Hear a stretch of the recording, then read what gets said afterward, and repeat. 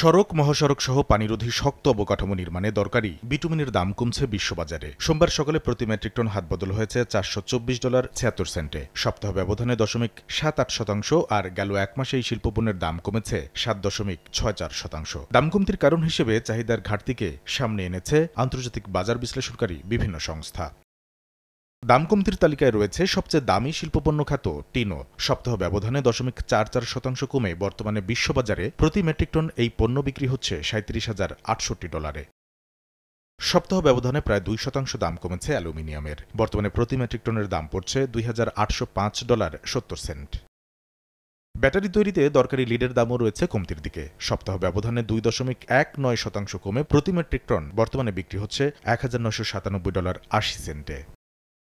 বেশিরভাগ শিল্পপণ্যের দাম যখন কমছে বিশ্ববাজারে, তখন রংসহ বিভিন্ন খাতে দরকারি জিঙ্কের দাম সপ্তাহ ব্যবধানে বেড়েছে 0.74%। সোমবার সকালে প্রতি মেট্রিক টন হাতবদল হয়েছে $3,011.70।